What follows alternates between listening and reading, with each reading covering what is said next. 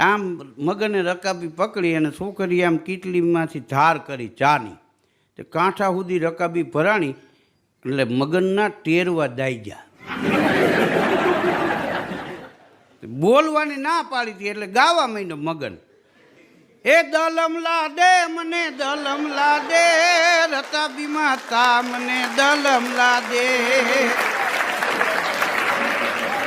હવે કીધું આ તો ભાઈરે કરીએ. અમે બોલી પેલા તો છોકરી ગાવા માંડી. એ હાથમાં છે રતાબીને એમાં છે તી ઓ મારા મદન તું ફૂટ મારીને પી.